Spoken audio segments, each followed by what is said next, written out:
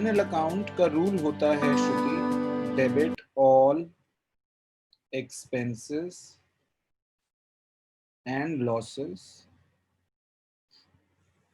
Credit all incomes and gains.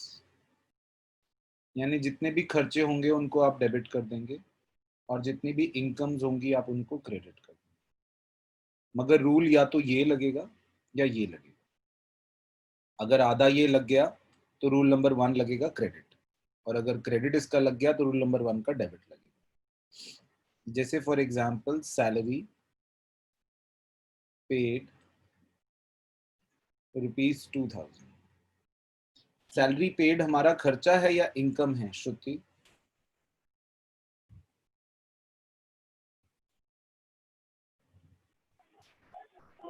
Sir income.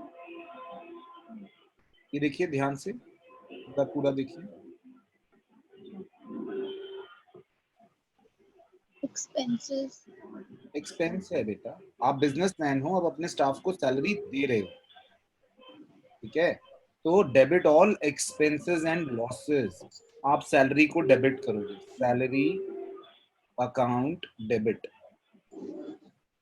और credit किसको करोगे? क्रेडिट रूल नंबर 1 का, क्रेडिट व्हाट गोज आउट, क्या गया है? कैश गई है, तो to cash account 2000, salary account debit to cash account. एक और एग्जांपल, रिसीव्ड इंटरेस्ट ₹5। आपने इंटरेस्ट रिसीव किया है, ये आपका खर्चा है या इनकम है? Sir income. इनकम है, तो क्रेडिट ऑल इनकम्स के हिसाब से इंटरेस्ट क्रेडिट।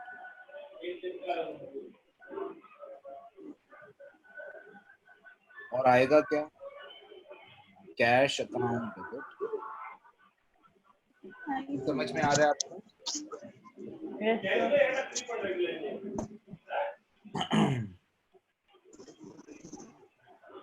बेटा लिखिए सभी एंट्री, एक नोट लिखिए। Installation expenses of machine, installation expenses of machine, इसके बारे में लिखिए। The installation charges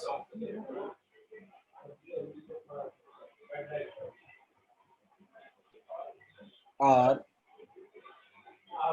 considered as part of cost of machine only. For example,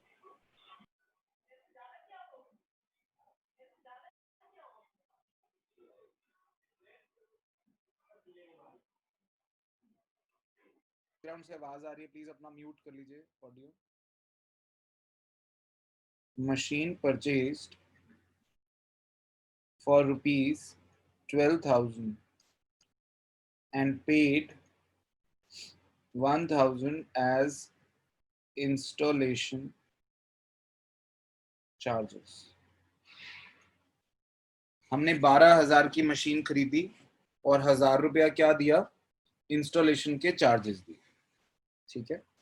तो यहाँ पर हमने एंट्री, बेटा इंस्टॉलेशन की चार्जेस जो है वो कॉस्ट में ही काउंट करते हैं हम। क्यों? क्योंकि कई मशीनें ऐसी होती है जिनको बिना इंस्टॉलेशन के आप लगा ही नहीं सकते, है ना? पार्थ वीडियो ऑन कर लो। तो बिना उसके हम इंस्टॉलेशन के उस मशीन को हम लगा ही नहीं सकते। जैसे एयर कंडीशनर है, बिना इंस्टॉलेशन के वो एयर कंडीशनर का क्या काम है हमारे? किसी ने देखा है बेटा घर में स्टूल पे रख के एयर कंडीशनर चलाया हो? किसी के घर पे चलता है बेटा? कूलर टेबल फैन तो चल जाता है, लेकिन आपने कभी टेबल एसी देखा है? नहीं ना, मुश्किल होता है। आरओ हाथ में पकड़ के बेटा पानी निकाला उसमें आपसे। तो कुछ मशीनें इंस्टॉलेशन के बिना बेकार हैं, तो वो इंस्टॉलेशन की कॉस्ट जो है वो मशीन की कॉस्ट में इंक्लूड होती है। तो हम यहाँ पर एंट्री करेंगे machine account debit to cash account. कितने? 1,000, ओ सॉरी 13,000। 13,000 डेप्रिसिएशन किसको कहते हैं बेटा? एक फिक्स्ड एसेट की घटती हुई वैल्यू को हम डेप्रिसिएशन कहते हैं। एक फिक्स्ड एसेट है जिसकी वैल्यू दिन ब दिन कम होती चली जा रही है। आपके घर में गाड़ी है बेटा, उसकी वैल्यू डे बाय डे कम हो जाएगी। तो जो वैल्यू डे बाय डे कम हो रही है, that is called as depreciation. What is it called? Depreciation. किसी भी फिक्स्ड एसेट की वैल्यू जो डे बाय डे कम हो रही है, that's a kind of depreciation. ठीक है, तो ये जो डेप्रिसिएशन है, ये डेप्रिसिएशन हमारे लिए खर्चा है या इनकम है? आप सोचो, सोच के बताओ। खर्चा है। खर्चा है, एक्सपेंस है। So debit all the expenses. हम करेंगे डेप्रिसिएशन अकाउंट डेबिट टू। अब बेटा कोई नॉर्मल खर्चा होता है तो उसमें तो पैसा जाता है, जैसे सैलरी दी तो टू कैश किया, इलेक्ट्रिसिटी का बिल दिया तो टू कैश किया, टेलीफोन का बिल दिया तो टू कैश किया। मगर यहाँ पे तो कैश जा ही नहीं रही, एसेट की सिर्फ वैल्यू घट गई है। तो एक तरह से फिक्स्ड एसेट कम हो गया, तो हम उस फिक्स्ड एसेट को क्रेडिट करेंगे जिस पे डेप्रिसिएशन लगी है। जिस पे डेप्रिसिएशन लगी है उस फिक्स्ड एसेट को हम क्रेडिट कर देंगे। Are you getting it? Suppose अगर हम फर्नीचर की वैल्यू डिक्रीज हो रही तो यहाँ पे टू में फर्नीचर अकाउंट आ जाएगा। जैसे for example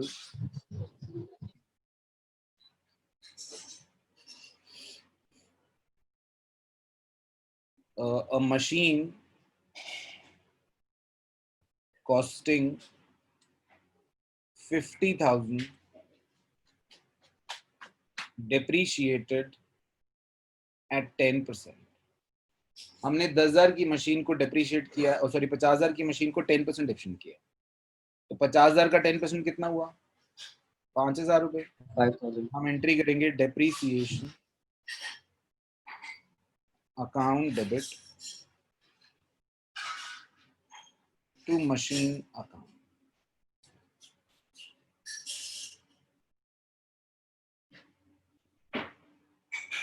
depreciation account debit to machine।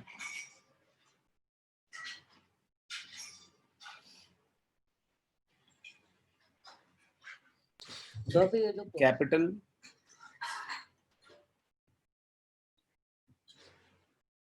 या ये रहने दो यार, कैपिटल वाला रहने दो। इसकी जगह लिखो आउटस्टैंडिंग एक्सपेंसेस। आउटस्टैंडिंग एक्सपेंसेस कौन से एक्सपेंस होते हैं बेटा? जो खर्चा ड्यू हो गया लेकिन हमने पे नहीं किया, उसे हम आउटस्टैंडिंग एक्सपेंस कहते हैं। क्यों बच्चे? जो खर्चा ड्यू हो गया लेकिन अभी तक हमने पे नहीं किया, दैट इज आउटस्टैंडिंग एक्सपेंस। इसकी एंट्री क्या होगी? एक्सपेंस अकाउंट डेबिट, क्योंकि डेबिट ऑल दी एक्सपेंसेस, खर्चा ड्यू तो हो चुका है। टू कैश की जगह हम लिखेंगे टू आउटस्टैंडिंग एक्सपेंस अकाउंट, कि भैया हमने अभी पैसा दिया नहीं है। जैसे for example salary outstanding ₹5,000। Salary 5,000 रुपए आउटस्टैंडिंग है, ठीक है। तो हम एंट्री करेंगे salary account debit to salary outstanding account. अगर आप सैलरी दे रहे होते तो आप एंट्री करते salary account debit to cash account. अगर आप सैलरी तो दे नहीं रहे हो किसी को, तो आप एंट्री करोगे सैलरी अकाउंट डेबिट तो होगा, मगर कैश नहीं जा रहा, तो कैश की जगह आप क्या लिखोगे? To outstanding salary. Then prepaid expenses. Prepaid expense कौन से होते हैं बेटा? जो खर्चे हमने समय से पहले दे दिए हैं। हाँ, जो हमने समय से पहले दे दिए हैं, they are known as prepaid expenses. इसकी एंट्री होती है prepaid expense account debit to cash public bank account.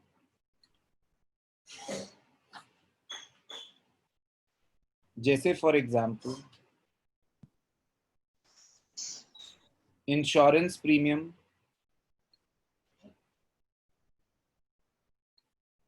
Paid in advance ₹5,000।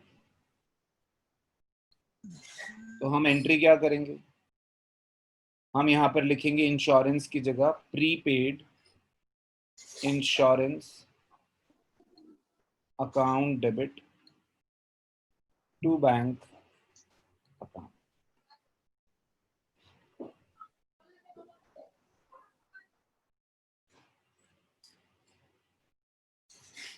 Prepaid insurance account debit to bank account. The next one is outstanding prepaid expense, income tax, and life insurance premium paid by owner or proprietor। बेटा अगर owner अपनी income पे tax दे रहा है या life insurance premium दे रहा है तो they are considered as drawings by the owner। ये वाले जो खर्चे हैं, इंश्योरेंस प्रीमियम दीजिए या आप इनकम टैक्स दीजिए, ओनर जो है अगर अपना इनकम टैक्स दे रहा है या अपना लाइफ इंश्योरेंस प्रीमियम दे रहा है, ये दोनों क्या माने जाते हैं, they are considered as drawing. ठीक है, ऑलराइट। और नॉर्मली ये बैंक से जाते हैं, जैसे for example income tax paid by Ranjit the proprietor ₹5,500।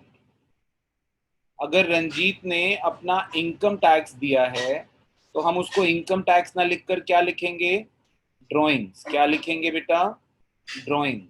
So drawings account debit to bank. ये नॉर्मली दोनों बैंक से ही जाते हैं, इनकम टैक्स और लाइफ इंश्योरेंस प्रीमियम, ये कैश नहीं लेता कोई भी बेटा। So these are paid by bank only.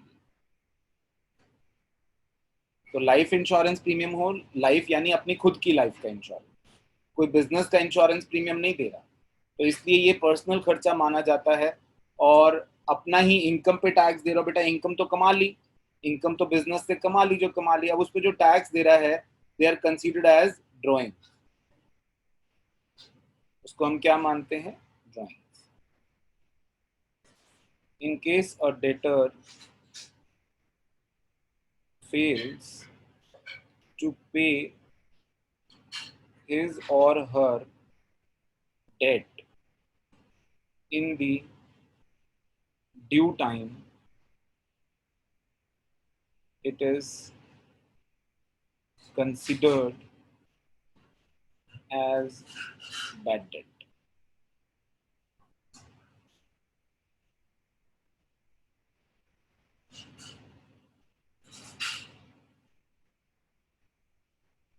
For example, Ravi, a debtor who owed us ₹6,000 became insolvent। Pashi, insolvent होता है, दिवालिया हो गया, बैंक करप्ट हो गया, पैसे नहीं दे पाएगा। And we could recover only 40 पैसे इन अ रुपी। इस आदमी ने, रवि ने, जो हमें 6,000 रुपए देने थे, ये इंसॉल्वेंट हो गया, कोर्ट में केस गया, कोर्ट में केस से कोर्ट ने डिक्लेयर किया कि भैया जितना भी इसने देना है उसका 40% देगा ये। यानी कि कितने पैसे देगा, अगर हम इसकी वर्किंग करें तो अमाउंट रिसीव्ड होगा 6,000 का 40, 2400। यानी कि 2400। बाकी पैसा मारा गया, उस पैसे को हम क्या बोलेंगे? Bad debts. तो बैड डेट्स कितने होंगे? 6,000 माइनस 2400, आपके 3600 रुपए के बैड डेट्स हो जाएंगे। जो डेटर नहीं आया, जो पैसा हमारा मर गया, उसको हम बैड डेट कहते हैं। इसकी एंट्री क्या करेंगे बेटा? कितना पैसा आ गया? Cash account debit 2400, bad debts account debit 3600, ये दोनों डेबिट होंगे। ये पहली एंट्री है जिसमें दो चीजें डेबिट हो रही हैं। इसमें रूल क्या लगा? डेबिट व्हाट कम्स इन। इसमें रूल क्या लगा? Debit all losses. और दे कौन रहा है आपको? रवि। तो टू रवि अकाउंट 6,000। तो यहां पे रूल क्या लगा? Credit the giver. ये कॉम्प्लेक्स एंट्री, मतलब जिस एंट्री में एक दो से ज्यादा डेबिट क्रेडिट में होते हैं उसे हम कॉम्प्लेक्स एंट्रीज कहा करते हैं, कंपाउंड एंट्रीज कहा करते हैं। तो यहां पर आपने कैश अकाउंट डेबिट किया, जितना पैसा आ गया, जितना नहीं आया उसको आपने कहाँ डाला? बैड डेट्स में। और बाकी जिससे पूरे लेने थे उसका नाम लिख दिया। फॉर एग्जाम्पल, जो हमारे पैसे लेकर भागा था वो कल को हमें दे गया, ठीक है, रवि। इसमें हम एंट्री करते हैं cash account debit to bad debts recovered account. इसका रूल क्या लगा? Debit what comes in. और इसका रूल क्या लगा? Credit all gains and income. Cash account debit to bad debts recovered account. पैसा आ गया और जिस आदमी ने हमारा पैसा लेके जो भागा था उससे अगर मिल गया तो हमारे लिए गेन हो गया ना, हमने इसको अभी लॉस माना था। जैसे अभी ये सेम जो हमने भी किया था, for example Ravi who was written off as bad debt for rupees 2,000, now paid rupees 1,200। हमने रवि, एक आदमी है जिसको हमने 2,000 रुपए के लिए बैड डेट मान लिया था, जिसको हमने पहले बैड डेट की तरह राइट ऑफ कर लिया था, वो आदमी हमें 1,200 रुपए दे गया। अगर 1,200 दे गया है तो बेटा हम एंट्री क्या करेंगे? Cash account debit 1,200 to bad debts recovered account 1200। हमने तो मान लिया था कि हमारा पैसा डूब गया है, लेकिन फिर भी अगर वो पैसा आ गया, बाई चांस वापस आ गया है, तो उसे हम क्या बोलेंगे? Bad debts recovered. ठीक है। Difference between cash discount and trade discount.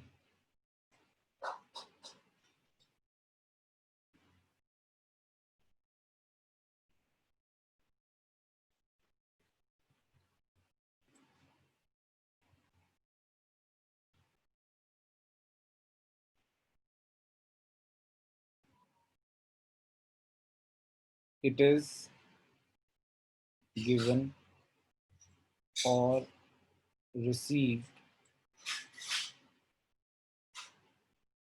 in case of timely payments. It is given or received in case of bulk transaction. Sir आपने कैश डिस्काउंट में क्या लिखा है? In case of Timely payments.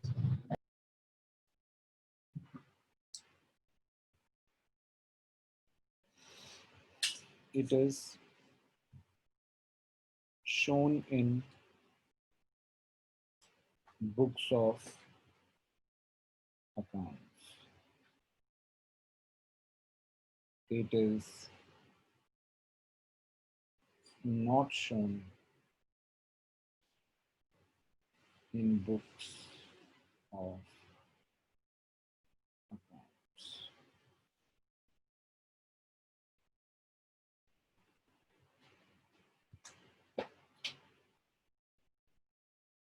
It is allowed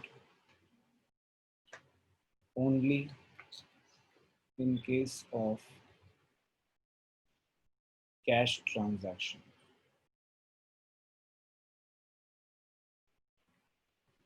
It is allowed in cash as well as credit transactions. What do we mean by cash discount and what do we mean by trade? It is given or received in case of timely payment. Cash discount क्या होता है कि आपने जैसे for example fees देनी है बेटा, मुझे फीस देनी है और मैंने कहा कि बेटा आप जो है इंस्टॉलमेंट्स में पूरे साल के इतने पैसे दे दो। आपने कहा सर अगर हम इकट्ठे दे दें तो कुछ डिस्काउंट मिलेगा, हम सारे अभी दे दें। तो मैंने कहा अच्छा ठीक है इतने माइनस कर लो, that is cash discount. Trade discount होता है कि बल्क में खरीदा हमने, बल्क में जैसे आप फॉर एग्जांपल सब्जी खरीदने गए, आपने कहा जैसे उसने कहा 50 रुपए, आपने कहा यार 10 किलो लेंगे बता रेट, तो that is a trade discount. जो सर ट्रांजैक्शन, आपकी आवाज, ये वाला डिस्काउंट कौन सा, अब आ रही है मेरी आवाज Mridul? Yes sir. Yes sir. ये वाला कौन सा डिस्काउंट है? जो बल्क ट्रांजैक्शन पे मिलता है बेटा। जैसे मैंने कहा कि आपने उधार उधार कह रहा हूँ, आपने गुड्स खरीदे, उसने बोला आलू कैसे 50 रुपए किलो, आपने कहा यार 10 किलो लेंगे बता क्या रेट देगा, और उसने कहा अच्छा चलो 35 रुपए दे, तो that is a trade discount. Then cash discount को आप बुक्स में दिखाते हो, ट्रेड डिस्काउंट को आप बुक्स में नहीं दिखाते। Cash discount is shown in books of accounts, trade discount is not shown in books of, ठीक है। देन कैश डिस्काउंट सिर्फ कैश की ट्रांजैक्शंस में अलाउड होता है, उधार की ट्रांजैक्शंस में अलाउड नहीं। मगर ट्रेड डिस्काउंट कैश में भी और क्रेडिट दोनों में अलाउड होता है। बेटा कैश डिस्काउंट तो तभी मिलेगा जब आप पैसे दोगे,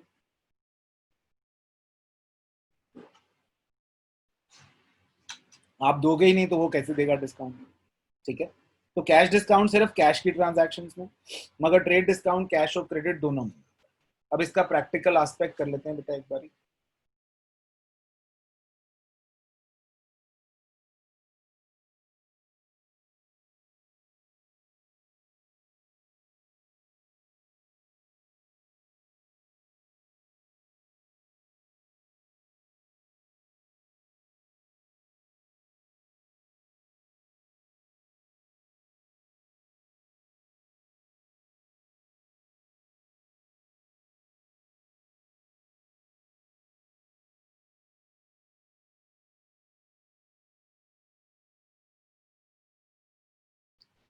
हमने गुड्स खरीदे हैं 10,000 20,000 रुपए के और हमें 10% डिस्काउंट मिला है। हमने एंट्री करनी है अगर वो ट्रेड डिस्काउंट है, और हमने एंट्री करनी है अगर वो कैश डिस्काउंट है। पहले तो हम एक रफ वर्किंग कर लेते हैं। हमारे गुड्स की वैल्यू कितनी है? 20,000 माइनस डिस्काउंट, डिस्काउंट कितना? 10%। 20,000 का 10% कितना हुआ? 2,000। तो बचा कितना? 18,000। नेट कितना बच गया? 18,000। अगर तो ट्रेड डिस्काउंट है तो आपने इस नेट से एंट्री कर देनी है simple purchases account debit to cash account. Purchases account debit to cash account. क्यों? क्योंकि ट्रेड डिस्काउंट आपने बुक्स में दिखाना नहीं है, तो इसलिए हमने ट्रेड डिस्काउंट की एंट्री कर दी। हमने नेट से एंट्री कर दी, 20,000 रुपए दिखाए नहीं। सर एक बार फिर से समझा दो। मैंने कहा कि 20,000 का माल तूने खरीदा, 20,000 के माल पे तूने 2,000 का डिस्काउंट दिया, तो 18,000 का माल पड़ा तेरे को। तूने एंट्री कर दी परचेज टू कैश 18,000, सिंपल, क्योंकि ट्रेड डिस्काउंट में तुझे डिस्काउंट नहीं दिखाना होता। मैंने यहाँ लिखा है ट्रेड डिस्काउंट में, it is not shown in books. Trade discount books of accounts में नहीं दिखता, मगर कैश डिस्काउंट जो है वो शो होगा बुक्स ऑफ अकाउंट्स। वो कैसे करेंगे? कैश डिस्काउंट के केस में अगर यही हमें एंट्री कैश डिस्काउंट करनी हो तो हम एंट्री करेंगे परचेजेस अकाउंट डेबिट, कितने का माल खरीदा है, टू कैश कितनी गई 18,000, और हमने 20,000 का माल खरीदा तो 2,000 जो हमें डिस्काउंट मिला तो हमें फायदा हो गया ना, जो 2,000 का डिस्काउंट हमें मिला तो वो हमारा फायदा हो गया ना। तो हम लिखेंगे टू डिस्काउंट रिसीव्ड अकाउंट 2,000, तो purchases account debit 20,000 to cash to discount received. इसमें हमने डिस्काउंट दिखाया, इसमें हमने discount sold goods worth ₹10,000 at a discount of 10%। अब बेटा पहले केस में हम करेंगे ट्रेड डिस्काउंट और दूसरे केस में हम करेंगे कैश डिस्काउंट। माल कितने का है 10,000, जिसमें से डिस्काउंट हम माइनस करेंगे 1,000 10%, हमारा नेट अमाउंट आता है 9,000। ये वाली एंट्री तो हम नेट अमाउंट से करने वाले हैं। हाँ बेटा, हम एंट्री करेंगे cash account debit 9,000 to sales account 9,000, cash account debit to sales account सीधा सीधा 9,000। लेकिन इसके केस में हमें एंट्री में हमें केस ऑफ कैश डिस्काउंट हम क्या करेंगे, कैश अकाउंट डेबिट 9,000, कैश आ गई 9,000। अब हमने माल बेचा 10 का और पैसे मिले 9, तो 1,000 का हमें नुकसान हो रहा है। तो हम डेबिट करेंगे डिस्काउंट अलाउड अकाउंट डेबिट।